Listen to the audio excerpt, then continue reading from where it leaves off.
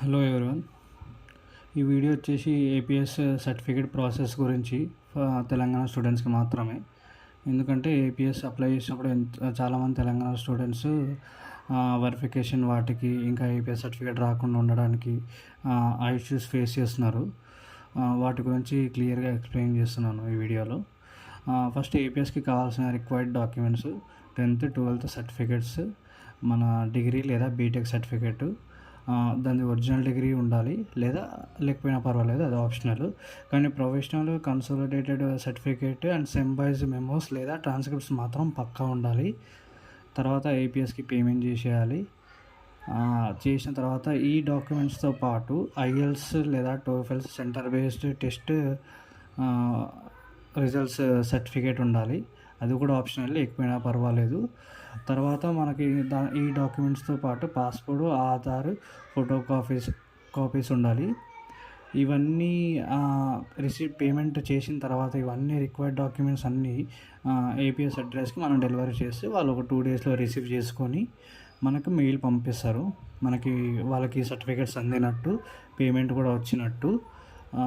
ఆ తర్వాత ఒక 2-3 daysకి వాళ్ళు వెరిఫికేషన్ ప్రాసెస్ స్టార్ట్ చేస్తారు. అంటే ఈ స్టూడెంట్ జెన్యునా కాదా, వీడికి universities board 10th board 12th board జెన్యునా కాదా అని తెలియడానికి వాళ్ళు కాలేజ్కి స్కూల్ బోర్డ్స్కి మెయిల్స్ పెడతారన్నమాట. తెలంగాణకు వచ్చేసే వరకు ఆ మెయిల్స్కి మన 10th బోర్డు వాళ్ళు రెస్పాండ్ అవ్వరు, మన 12th బోర్డు వాళ్ళు రెస్పాండ్ అవ్వరు, పర్టికులర్గా ఉస్మానియా వాళ్ళు అయితే అసలుకే గారు. సో ఇప్పుడు ఏం చేయాలంటే ఈ ఇష్యూ ఫేస్ చేస్తున్నప్పుడు మనం 10th బోర్డుకి వెళ్ళి అక్కడ మనం వెరిఫికేషన్ సర్టిఫికేట్ అడిగితే వాళ్ళు చెప్తారు ఏ ప్రాసెస్ ఏంది, ఏం చేయాలని. ఒక 100 rupees డొనేషన్ ఫండ్ కట్టేది ఉంటుంది. ఆ ఫండ్ 1 dayలో ఒకరోజు బ్యాంక్కి వెళ్ళి అక్కడనే ఉంటుంది బోర్డు దగ్గరనే.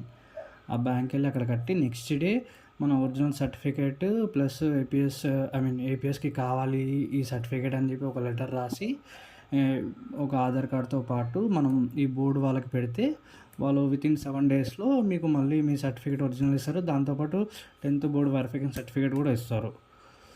లేదు మీకు ఇన్స్టెంట్గా జల్దీ కావాలంటే ఎస్ఎస్సి బోర్డు దగ్గరనే మన వాచ్మెన్స్ వీళ్ళు ఉంటారు, వాళ్ళని అడిగితే వాళ్ళు అక్కడ లోపల వర్క్ చేసే వాళ్ళకి కాంటాక్ట్ చేస్తారు. మీరు వాళ్ళకి కొంచెం మనీ ఇచ్చేసి జల్దీ వచ్చేలా చేపించుకోవచ్చు. 12th బోర్డు వచ్చేసి మనకి వెబ్సైట్లోనే ఉంటుంది, ఎస్ఎస్సి 12th బోర్డుది ఉంటుంది. ఆ వెబ్సైట్ లింక్లోనే మనం వెరిఫికేషన్ అప్లై చేసుకోవచ్చు. అది 3 working daysలో మనకు వచ్చేస్తుంది, దాని ప్రాబ్లం లేదు. దీని ఫీజు కూడా 100 rupees.